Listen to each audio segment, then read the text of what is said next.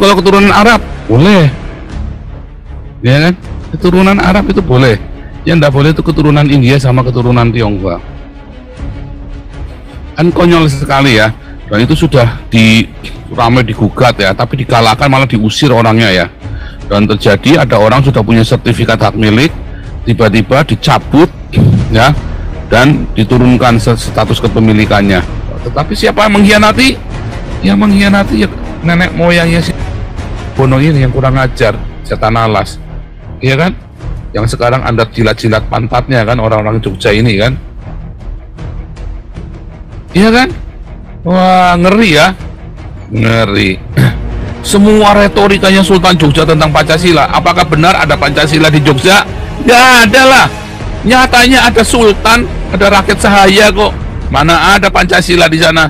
Pancasila tidak didesain untuk sebuah kerajaan. Istimewa di dalam hal rasisnya, di dalam hal SARA. Istimewanya apa Yogyakarta?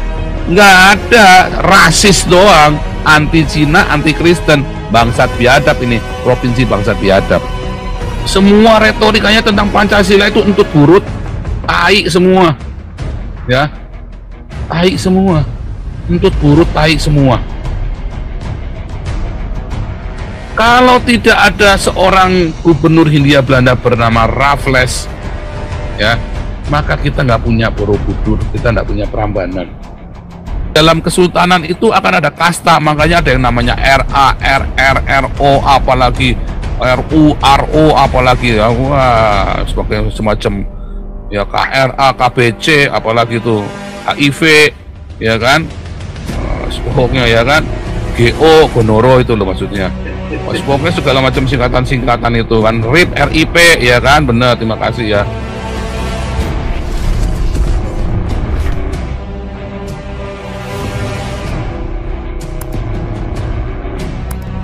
Bentar ya, ini Ibu Yanti belum kasih laporan keuangan hari ini nih. Tema kita dulu ya, tema kita hari ini adalah Sultan Jogja anti Pancasila. Luar biasa. Sultan ini memang sultan yang sangat ini ya, sangat biadab ini ya. Dia yang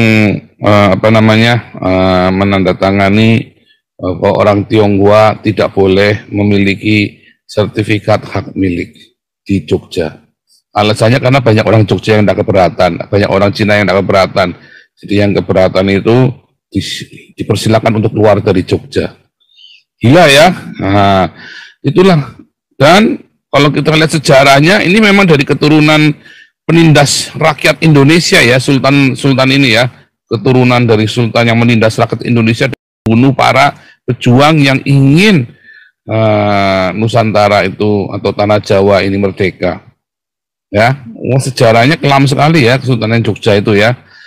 Begitu Belanda sama Jepang kalah, langsung mereka pengen gabung sama Indonesia. Kalau enggak mereka pusing juga. Ya, dikepung kayak orang Baduy, kayak orang Samin, kayak orang suku Kupu. Kepung nanti, mereka jadi Samin nanti. Jogja anti Pancasila. Memang Sultan Jogja ini ya ada banyak sekali bikin proyek-proyek yang seakan-akan dia itu Pancasila ya, statement-statementnya mendukung Pancasila. Tetapi pada prakteknya Sultan Jogja ini sama sekali tidak Pancasilais ya. Terbukti dari apa? Dari polisi yang dibuatnya. Ya, yaitu yang paling kelihatan itu adalah tidak mengizinkan warga keturunan Tionghoa dan warga keturunan India untuk punya hak milik, sertifikat hak milik di Jogja, ya. Lalu kalau keturunan Arab boleh, ya kan? Keturunan Arab itu boleh. Yang tidak boleh itu keturunan India sama keturunan Tionghoa. Kan konyol sekali ya. Dan itu sudah ramai digugat ya, tapi dikalahkan malah diusir orangnya ya. Dan terjadi ada orang sudah punya sertifikat hak milik, tiba-tiba dicabut ya, dan diturunkan status kepemilikannya ya. Wah, itu ngeri sekali ya. Nah, dan kita tahu Jogja ini adalah daerah yang paling ini ya, paling intoleran ya. Udah paling miskin di Jawa, daerah yang paling intoleran. Bolak-balik penutupan gereja, bolak-balik ya terjadi rasis, tindakan rasis. Dia lupa ya Sultan Jogja ini bahwa dia dululah yang menyerahkan Nusantara, tanah Jawa ini kepada kepada Belanda ya. Dua kali, yaitu ketika kasusnya Trunojoyo dan kasusnya Sambernyawa, ya Pangeran Sambernyawa ya. 3 kali malah ya Sultan Diponegoro yang ketiga ya.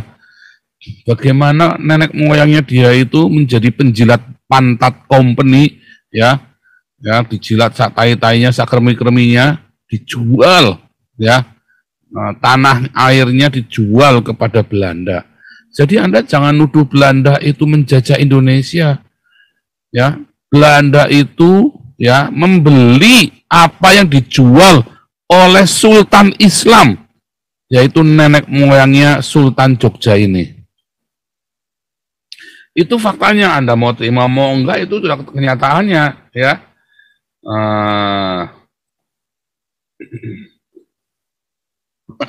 Ketika mereka mengalahkan Trunojoyo ya, ketika Trunojoyo memimpin pemberontakan, karena Trunojoyo ini kan adalah pewaris sah tahta Majapahit kan.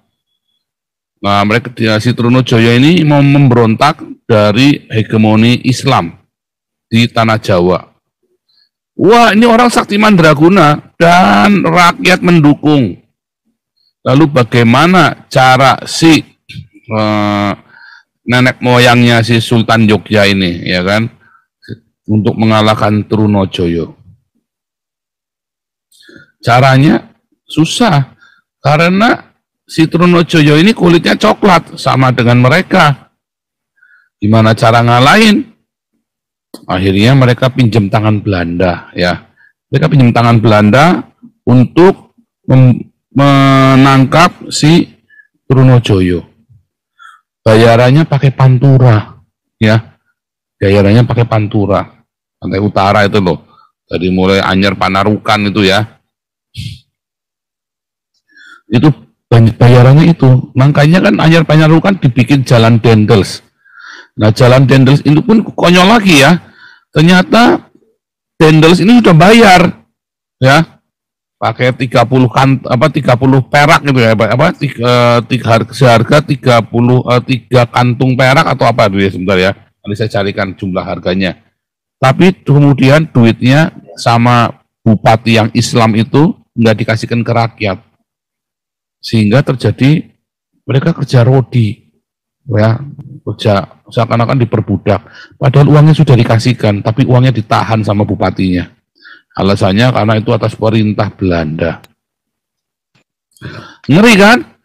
Dan dibangun di atas tanah jajan. Oh bukan, itu tanah itu diberikan oleh Raja Mataram kepada Belanda sebagai upah mengalahkan Trunojoyo. Jadi apakah waktu itu Belanda menjajah Sultan Mataram? Enggak. Sultan Mataram memberikan tanahnya, ya tanah Pantura itu. Mereka pikir cuman Pantura saja. Oh enggak, ya masih goblok zaman itu. Islam mana ada yang pinter sih, enggak ada. Zaman itu, ya kalau menguasai dermaga, menguasai pesisir, berarti mereka bisa taruh dermaga. Makanya Cina di semua negara-negara di Afrika itu, ya begitu dia sudah kuasai negara-negara di Afrika, bukan melalui penjajahan ya, tapi melalui barter, teknologi, barter pembangunan, dia minta dermaga. Nah, sebetulnya ini saya belum cerita ya, harusnya Papua bisa minta sama Cina ya, minta sama Cina dibangunkan dermaga. Kalau di Papua ini ada dermaga internasional, merdeka Papua ini. Saya nggak berkata bahwa akan lepas dari Indonesia, enggak. Kan masalahnya di Papua adalah akses dunia internasionalnya kan dihalangi kan. Padahal Papua itu layak loh untuk punya dermaga internasional karena hasil alamnya ya dan semua. Begitu ada teknologi ya semua, Papua itu langsung jadi negara yang amat sangat kaya ya. Bayangin kalau Papua itu merdeka kayak apa tuh? Itu negara paling kaya di Asia ya, di Asia dan Australia. Wah, Arab aja kalah. Arab aja kalah, wong tanah Papua itu emas semua kok. Ya kan hutannya, Arab itu isinya apa? Minyaknya aja habis, emasnya, belum lagi uraniumnya. Papua itu kalau merdeka jadi negara paling kaya di dunia ya. Anda tahu kan, sadar kan sekarang kenapa Papua minta merdeka? Kalau masalah bikin pinter, Anda lihat aja Markus Haluk itu orang pinter banget. Tetapi apakah itu menjadi jawaban? Belum tentu. Makanya kita mau ya supaya apa namanya aspirasinya rakyat Papua ini disuarakan di sini. Kalau ada keadilan, ada Pancasila di Papua, saya yakin Papua daripada merdeka mendingan gabung sama Indonesia. Tapi masalahnya apakah orang-orang ini mau mensejahterakan Papua? Kan nggak mau. Mereka maunya memperkaya diri sendiri kok. Ya kan? Nggak mau. Ya, luar biasa. Nah, kita kembali ke Sultan Jogja ya. Itu kejadiannya dengan si Trunojoyo. Jadi begitu ya ceritanya, tanah Jawa itu dikuasai oleh Belanda. Itu ceritanya. Bahwa Trunojoyo akhirnya melalui tangan Belanda. Ya, si Sultan Mataram ini melalui tangan Belanda tangkap si Trunojoyo. Perangnya berlarut-larut karena ini orang memang sakti bandraguna ya. Bukan orang Islam ya, dia orang Hindu ya Trunojoyo ini. Ya. Terus Trunojoyo ditangkap, dikasihkan. Tangkap ya. Padahal Trunojoyo ini juga perang lawan Belanda loh. Jadi pahlawannya tanah Jawa itu sendiri, pahlawan tanah Jawa itu sendiri dikhianati oleh Sultan Wono ini. Ya. Dan Anda masih sujud-sujud nunduk-nunduk padahal Anda dijual Wono ini. Kan goblok kalian ini kan. Tolol kalian orang-orang yang ada di Jogja. Tolol kalian. Ya kan? Padahal kalian itu diperbudak, dijual oleh nenek moyangnya Sultan itu. Itu ceritanya Trunojoyo. Ya. Nah, kemudian habis ceritanya Trunojoyo masih ada ya Pangeran Sambernyawa ya. Pangeran Sambernyawa ini itu temannya orang-orang Tionghoa yang ada di Kesultanan Mataram. Mengapa? Karena Pangeran Sambernyawa ini ya punya hubungan yang baik dengan orang-orang Tionghoa ini. Mereka berjuang melawan penindasan company Belanda. Mengapa company Belanda ini menindas? Nah, balik lagi ke yang pertama. Lawang itu tanahnya mereka kok, lalu mau diusir. Lalu mereka sudah janjian, sudah dagang. Trunojoyo dikasihkan ke Sultan Mataram, company dapat Pantura, tapi Pangeran Sambernyawa nggak mau, ya kan? Berontak. Ini perjanjian bodoh itu, perjanjian bodoh ya kan? Hanya demi satu orang dia menyerahkan seluruh Pantura kan bodoh kan? Ya tapi kan perjanjian sudah di perjanjian, makanya ketika merontak, ketika Raja-Raja Mataram ini merontak, ya ditindas sama company. Apalagi yang menindas sebetulnya bukan company. Anda bayangkan ya, Belanda ini besarnya tidak lebih dari DIY. DIY saja masih lebih besar daripada negara Belanda. Jumlah penduduk DIY hari ini sekitar berapa juta ya? Saya lupa sebentar. Nah, sebentar ya. Jumlah penduduk DIY.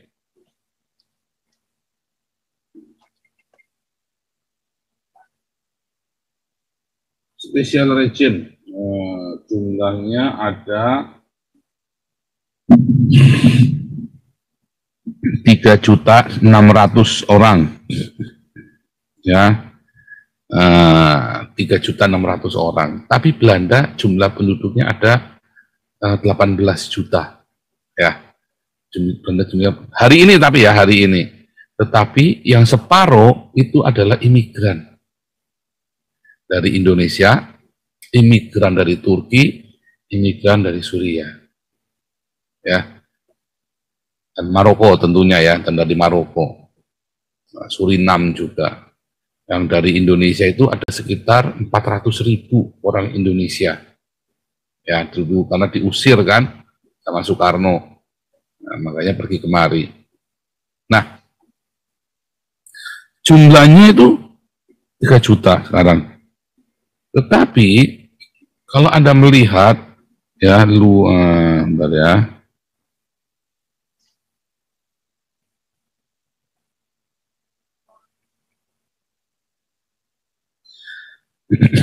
Luas areanya, oh sorry ya, ini 3.000 sama,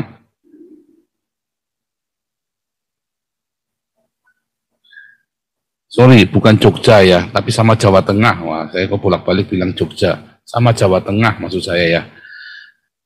Jawa Tengah ini jumlah penduduknya 30 juta ya. Nah, sebentar ya. Sebentar ya. Wikipedia. Benar. Ya, betul ya.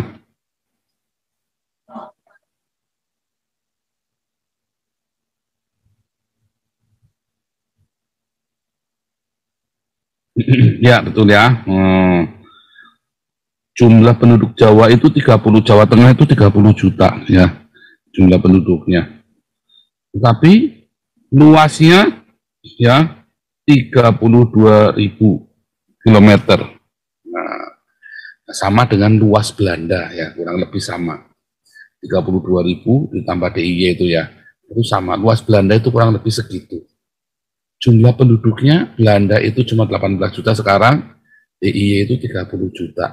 DIY lagi, Jawa Tengah 30 juta. Ya. Dari dulu juga begitu. Nah, jumlahnya tetap lebih sedikit. Nah, ya, Belanda yang kecil itu bisa menguasai Nusantara. Kalau bukan karena diserahkan, ya, itu dari penyerahan. Ada yang menyerahkan, yaitu siapa? Sultan-sultan Islam ini. Pertama di zamannya Trunojoyo, lalu kemudian dikukuhkan dengan zamannya Sambernyawa. Makanya ada perjanjian Giyanti. Ya, perjanjian Giyanti itu mengukuhkan kepemilikan Pantura dan Tambah Salatiga pada Belanda. Karena berhasil mengalahkan Sambernyawa dan menyerahkan kepada Sultan Islam. Ketiga, Diponegoro.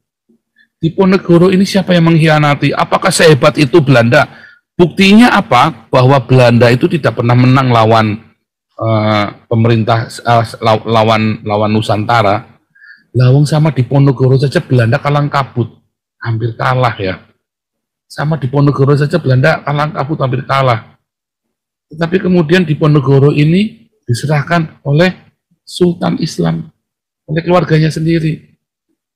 Serem kan? Serem. Artinya ada banyak Yudas, ada banyak Brutus di dalam Islam. Ada banyak pengkhianat di sana. Sejarah pengkhianat dan sejarah kebiadaban Sultan Jogja ini nurun sampai hari ini ke Hamengkubuwono.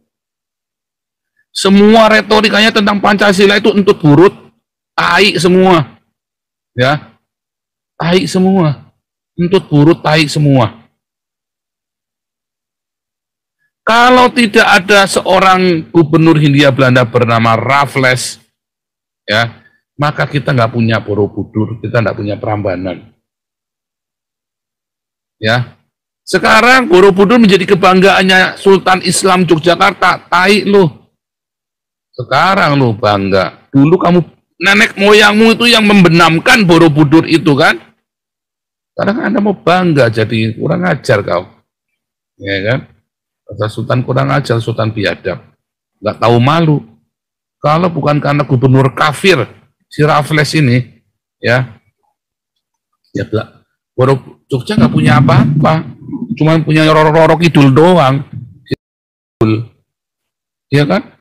Roro Kidul kan, karena dia kan sama semua sultan-sultan Jogja kan, betapa kan, nggak beda sama, ya kan? Betul, Erni Pucung. Waktu saya kecil, Borobudur itu berantakan ya.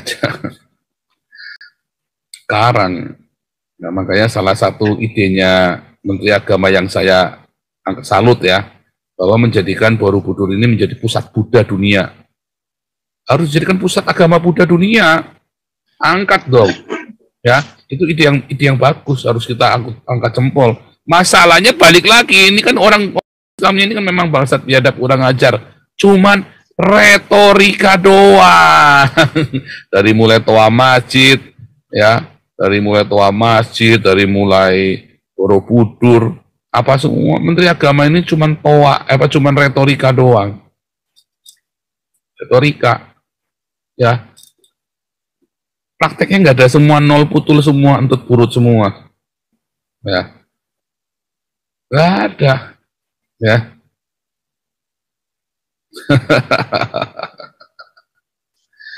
Iya kan? Serem ya.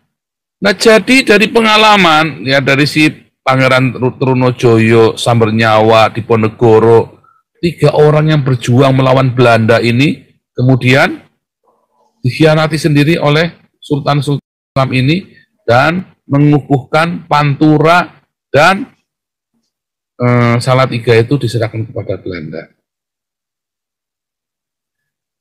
Ya kan?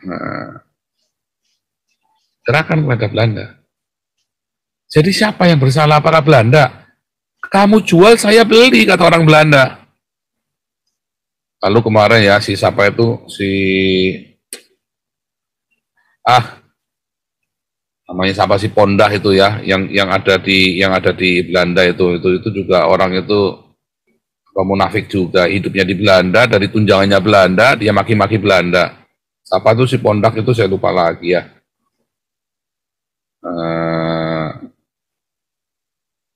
Si Pondah itu saya lupa itu ya, yang orang yang suka kritik Belanda itu. Sebentar, saya cari namanya ya, mungkin di internet ada Pondah.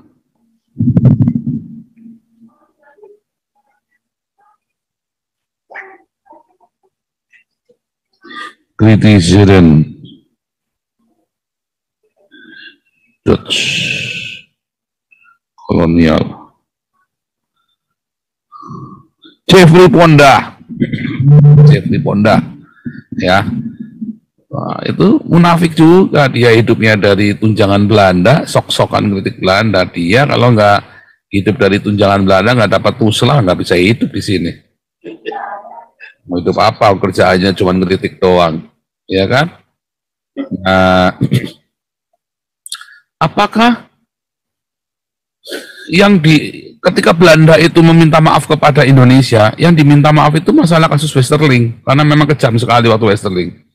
Tetapi kenyataannya Indonesia tetap harus membayar ya 500.000 gulden ya kepada Belanda. Tetap harus membayar 500.000 gulden kepada Belanda ketika Indonesia mau berdiri sebagai negara. Dia harus bayar. Utangnya siapa 500.000 gulden? Utangnya Sultan Yogyakarta. Nenek moyangnya utang, karena Belanda sudah investasi di seluruh Pulau Jawa ini, ya, dan bahkan di seluruh Nusantara. Ya harus dibayar investasinya itu. Atau nanti yang menikmati juga orang Indonesia. Ya kan? Saya tidak berkata bahwa kolonialisme ini adalah tindakan yang terpuji. Tidak. Di zaman itu orang dagang boleh-boleh saja. Ya kan? Semua orang dagang, dan semua orang yang kalah dagang merasa ditindas, merasa ditipu. Sampai sekarang juga begitu. Saya kalau ngelihat bos saya lagi mencaci maki musuhnya kan, kita lagi dagang, musuhnya orang tamat ini, bangsa juga si bos ini kan. Hanya gara-gara dia untungnya kurang banyak, lalu partnernya dia untungnya lebih banyak, dia kan bilang ini bangsat, ini lalim ini, kurang ajar, serakah, tamak. Dia ngata-ngatain partnernya sendiri. Ya, padahal kan ya salah kamu sendiri. Saya kan sudah kasih nasihat, kamu jangan bikin begitu. Ternyata kamu kejebak sendiri kan goblok kan. Kamu lebih percaya orang baru kenal daripada percaya saya. Kan goblok, udah saya bilangin. Akhirnya dia bilangnya penipu apa segala macam kepada partnernya. Di mana-mana mah orang dagang begitu. Kalau kamu untungnya kurang banyak dan lawan dagangmu itu lebih banyak untungnya, kamu akan ngata-ngatain dia. Nah, sama sultan-sultan ini juga begitu. Nah, saudara ingat ya, ada pemberontakan Cina, pemberontakan geger pecinan itu ya, terhadap orang-orang Belanda. Karena mereka didiskriminasikan, merasa diskriminasi. Lalu kasus itu di zamannya Pangeran Sambernyawa. Lalu Pangeran Sambernyawa menggunakan geger pecinan ini buat melawan Belanda. Karena orang-orang Cina itu semua ya, dari mulai Batavia sampai ke Jogja, sampai ke ke Jawa Tengah, mereka ngelawan Belanda. Betapa beraninya orang-orang Cina ini, berjasanya orang-orang Cina ini memberikan inspirasi kan. Ketika orang-orang pribumi tidak ada yang berani, sama kan sekarang kan, ketika orang-orang pribumi tidak ada yang berani, ya kan, mengkritik Islam, saya orang Tionghoa, double minoritas, berani kan? Harusnya kalian berterima kasih sama saya. Tapi kan PGI kan bangsat biadab kan, si PGI kan, bukannya berterima kasih, malah mencaci maki, ya kan? Nah itu sama ya, ketika orang-orang Tionghoa ini geger pecinan yang melawan kompeni Belanda, kemudian Pangeran Sambernyawa ini ikut masuk ke dalamnya. Waduh, itu ngeri sekali ya.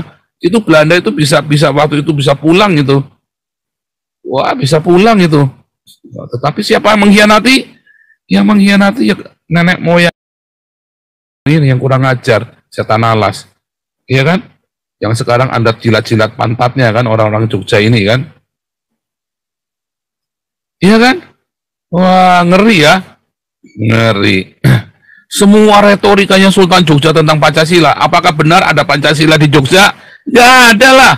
Nyatanya ada sultan, ada rakyat sahaya kok. Mana ada Pancasila di sana? Pancasila tidak didesain untuk sebuah kerajaan dengan kasta. Karena di dalam kesultanan itu akan ada kasta, makanya ada yang namanya RA, RR, RO, apalagi RU, RO, apalagi ya, wah, sebagai semacam ya KRA, KBC, apalagi itu HIV. Ya kan, pokoknya ya kan, GO, Gonoro itu loh maksudnya. Pokoknya segala macam singkatan-singkatan itu kan, RIP, RIP, ya kan, benar, terima kasih ya. Ada RIP, semua segala macam masuk ke sana semua. Itu kan menunjukkan kasta kan. Di dalam Pancasila tidak ada kasta. Karena Pancasila itu adalah sebuah paham yang kita punya hak kedudukan yang sama di dalam bernegara dan berbangsa. Apapun warna kulitmu, apapun keyakinan di dalam hatimu kepada Tuhan, sekalipun kau ateis. Ateis itu bertuhan, jangan bilang ateis nggak bertuhan. Ateis itu bertuhan, hanya dia punya Tuhan yang berbeda dengan yang Anda pikir.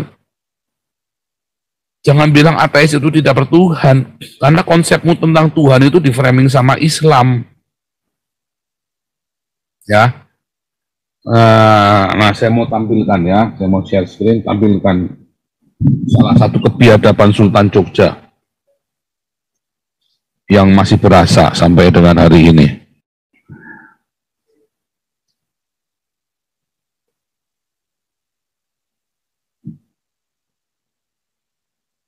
Oh, bentar.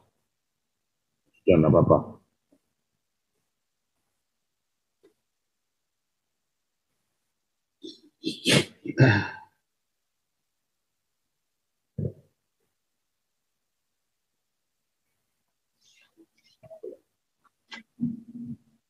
Ya, fakta-fakta soal gugatan peraturan WNI keturunan Cina tidak mungkin punya hak milik tanah di Yogyakarta.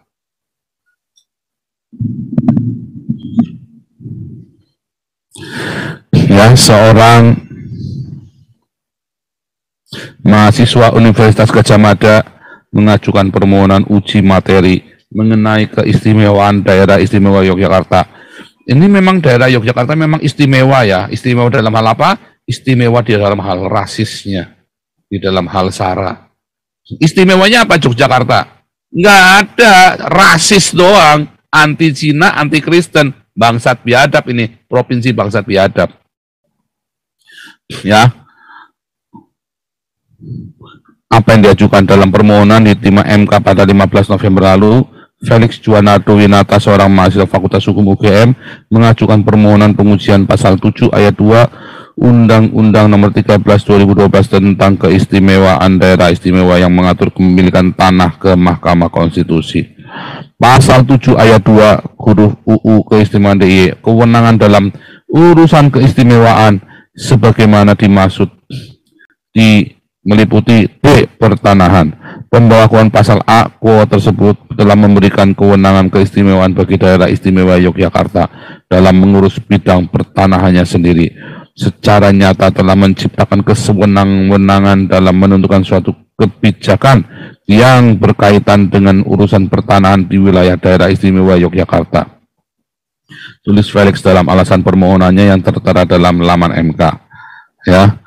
Menurut dia, pemberlakuan pasal tersebut telah menyebabkan WNI keturunan Tionghoa tidak memungkinkan untuk menguasai suatu hak atas tanah dengan status hak milik wilayah DIY.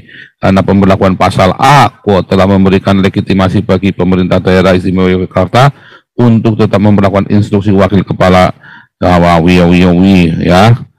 Mengapa instruksi menjadi kontroversi? Instruksi 1975, instruksi Wagub DIY 75, instruksi adalah instruksi yang dibuat oleh Pakualam 8 yang memerintahkan agar tidak memberikan hak tanah kepada warga negara non-pribumi melalui European orang kulit putih, ya. Friend the Australian Timur asing meliputi orang Tionghoa, Arab, India maupun non-Eropa dan hanya diberikan hak guna. Tetapi orang Arab itu boleh ya, itu fakta kenyataan.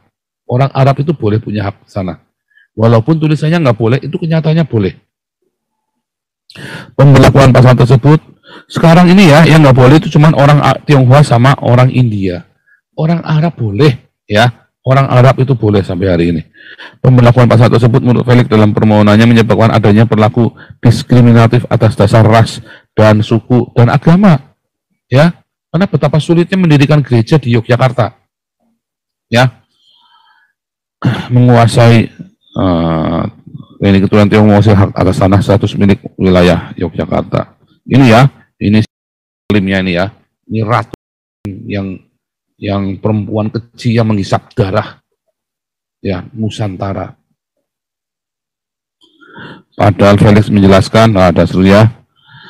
Dari penjelasan tersebut diambil kesimpulan bahwa masyarakat keturunan Tionghoa sepanjang merupakan WNI berhak untuk menguasai suatu tanah dengan status hak milik. Ya. Handoko, seorang WNI keturunan Tionghoa, pernah menggugat, ya, pernah, ya. Lalu apa akibatnya? MA menolak. Adakah kata lain? Ya, 2011 Gerakan Nasional Anti Diskriminasi mengirim surat kepada Presiden. Namun perintah disebut ditepis Pemda DIY Yogyakarta. Ya, padahal, ya, sudah benar diminta kan?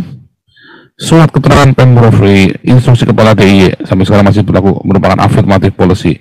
Tujuannya untuk melindungi warga pribumi. Bangsat juga ya, masih ada kata pribumi non pribumi kan? Bangsat juga, ya kan? Siapa sih yang pribumi? Apakah Sultan Yogyakarta ini pribumi? Bukan. Sultan Yogyakarta ini keturunan Cina, ya? Keturunan Cina ini Sultan Yogyakarta. Kalian ditipu, ya? Cina, darahnya Cina, Cina pengkhianat model kayak Hani Christian, kayak Amin Wijaya, kayak Stephen Indra. Ini Cina pengkhianat, ya. Cina pengkhianat yang mengkhianati sesama Cina, ya kan? Reaksi gubernurnya nggak apa-apa, tak apa-apa, wajar saja. Pun kurang ajar kan? Nggak apa-apa, wajar saja. Goblok kan, Gubernur Edan kan? Bukannya prihatin, ya kan? Edan ya, Edan, ya. Nih, ini tadi awalnya judulnya nih ya. Etnis Cina dan India ihwal larangan pemilikan tanah di Yogyakarta. Ada yang berjuang, ada yang terima. Lalu si Sultan Yogyakarta ini bilang, ya yang lain aja nggak apa-apa kok. Loh, yang lain nggak apa-apa itu karena ya saya teriak-teriak begini. Yang lain nggak apa-apa kok, orang Cina yang lain kok kamu ribut. Oh iya, karena takut. Karena takut. Kalau mereka pulang ke Cina kan udah nggak bisa kan? Ini kan bangsat biadab kan? Sementara kalian orang-orang Islam di sini diperlakukan dengan adil, ya kan? Dengan adil. Tapi kan orang Islamnya yang kurang ajar di sini kan? Dikasih hati ngerokok rempelah. Mana ada sih keadilan di negara Islam? Makanya saya bilang, selama ya Indonesia masih mayoritas Islam, kalian butuh saya. kalian butuh rombongan Nabi ke-26. Ya, jadi kalau Anda sampai ketemu orang-orang yang nyinyir-nyinyir begitu, diomongin kamu udah bikin apa buat Indonesia, itu aja, ya kan? Daripada cuma nyinyir, mendingan kamu bantu tuh si Nabi ke-26. Ini saya bantu nyinyir kan compongan, bantu nyinyir kan edan, ya. Lihat ya, ini orang-orang yang ini ya, si Handoko ini, ya kan? Terus lihat ya, ada aliansi rakyat Jogja anti persamaan hak. Wah, sampai dan diusir ya, Handoko ini diusir dari Jogja. Geblek kan? Orang bersuara diusir. Yang usir siapa? Rakyatnya, dan didukung oleh rajanya. Raja geblek, ya, raja iblis. Terus ada lagi ya, teman-teman Sultan. Sip ya, teman-teman, karena pengusaha Tionghoa ini pernah mencak-mencak dalam sidang ini, ada namanya Siput Lokasari. Ya, rumah Siput Mentereng. Ini orang kaya ya, yang mengaku berada di lingkaran utama pergaulan Hamengkubuwono. Siput kemudian terdampak larangan warga keturunan memiliki tanah. Asetnya tersebar, tapi semuanya HGB semua. Saya minta tolong ke Cia Edi Susanto, minta dipertemukan dengan gubernur. Saya ingin tahu motivasinya. Cia Edi Susanto adalah Taipan Tionghoa, memiliki putra Mataram Mitra Sejahtera, pengelola Plaza Barukmo dan seterusnya, pusat ya, itu jadi rumah keraton. Tapi siput nggak diterima ya, si ini orang ini ya, si Pak Tua ini ya nggak diterima. Bikin somasi, ia datang di Spasian pimpinan sebuah perguruan taekwondo. Ya, namun ia pulang dengan tangan hampa. Siput hanya tempat sempat mengalami aplikasi pesan singkat dengan adik-adik Hamengkubuwono. Nggak diterima ya, nggak mau, pengecut, terlalu pengecut si Sultan ini ya. Waduh ya. Ini ada yang namanya Willy ya. Ya, si Willy ini punya toko berada di atas tanah ganti rugi yang diberikan Pemkab Sleman. Saat perusahaan pengurus sertifikat, Willy baru tahu soal larangan warga keturunan petugas PPN Sleman. Dia katakan, maaf Pak Willy, warga non pribumi jadi tidak bisa punya hak milik atas tanah. Saya sempat membantah, menurut konstitusi kita hanya mengenal WNI dan WNA. Kalau Bapak tidak terima, silakan gugat di pengadilan. Saya tidak punya daya, 3 tahun sebelumnya Willy mendapatkan SHM atas rumah yang, ya 3 tahun sebelumnya Willy ini sudah punya SHM, sertifikat hak milik. Ya, itu di tanah yang di rumah yang ditempatinya dengan istri dan 3 anaknya. Ya, lalu tiba-tiba diperubah aturannya. Di situ pelepasan hak milik, saya disuruh menandatangani pernyataan sukarela mengembalikan tanah ke negara. Negara apa? Negara Kesultanan Yogyakarta. Ingat, kesultanan berarti itu Islam. Ya, bukan kerajaan, tapi kesultanan. Sultan Mahmud Badaruddin, Sultan ya, Sultan Ottoman, Sultan Mehmet, itu berarti Islam. Ya. Ini berspekulasi petugas BPN menentukan seorang sebagai keturunan berdasarkan wajah semata. Ia berkata tak satu pun istilah Tionghoa dalam akta kependudukannya. Faktanya dalam pengesahan nggak ada ya, KTP saya juga nggak ada tulisan Tionghoa begitu ya, tapi mereka punya kode. Ya, di KTP Anda, kalau Anda PKI, Anda dikasih kode. Kalau Anda keturunan, Anda dikasih kode. Ya. Nah, faktanya sebelum pengesahan tentang administrasi kependudukan, setiap akta kelahiran anak dari keluarga Tionghoa tercantum tulisan Staatsblad. Dulu ya, siapapun yang pada akta kelahiran tercantum Beleid, ya Beleid era Hindia Belanda itu akan dianggap sebagai warga Belanda. Diusir ya. Ya, wah, ngeri ya. Mana nih? Ya, di surat pelepasan hak milik saya disuruh menandatangani pernyataan sukarela mengembalikan tanah ke negara, lalu kami harus memohon pinjaman tanah dari negara dan membayar uang sewa. Edan ya, rentenir bener ini Sultan bangsat biadab ini ya. Sultan bangsat biadab ini. Lalu di mana Pancasilanya? Nggak ada, makanya Papua minta merdeka dan saya dukung. Kenapa saya mendukung? Ya karena ini saudara lihat sendiri, dan ini dibiarkan ada di Jawa yang katanya di tempat pulau yang beradab, yang katanya Papua itu tempatnya monyet dan barbar. Ternyata Papua lebih beradab daripada Pulau Jawa yang biadab. Ya kan? Ngeri saudara. Ngeri ya. Ngeri. Kalau tanya, apa sih jasa orang Cina, orang Tionghoa? Oh banyak. Banyak jasanya orang Tionghoa. Tadi ya salah satunya geger pecinan. Dan orang-orang Tionghoa ini yang membuat rakyat pribumi ini menjadi makmur di zaman kompeni Belanda. Orang-orang Tionghoa ini yang membuat rakyat pribumi ini bisa makan. Karena orang-orang Tionghoa ini kan merasa dia harus hidup di tengah orang pribumi, maka dia harus bikin baik.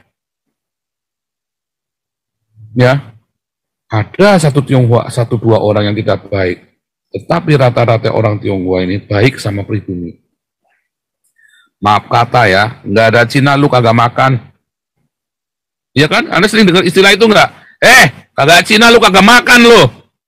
Itu ya. Itu beneran ya. Karena orang Tionghoa ini orang yang paling mudah beradaptasi dimanapun. Ya kan?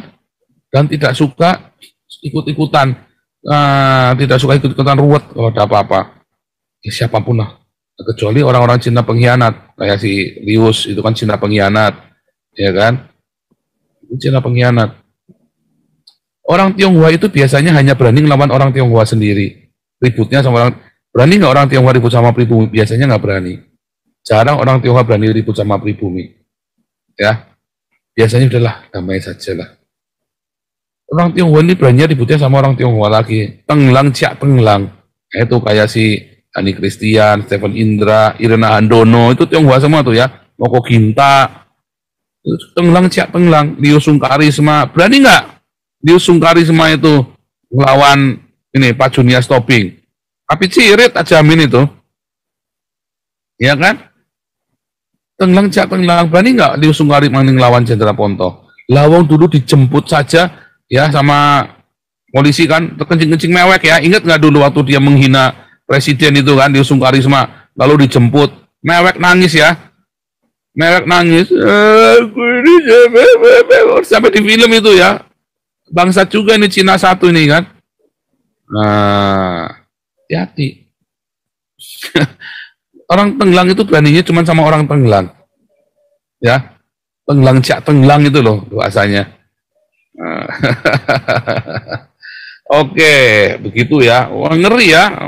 Ngeri. Ini saya ceritakan ya. Yang mungkin Anda tidak pernah baca terlewat dari perhatian Anda tentang hak pemilikan tanah di Jogja yang dimiliki oleh seorang rentenir dan seorang lalim, ya, Tuan Takur bernama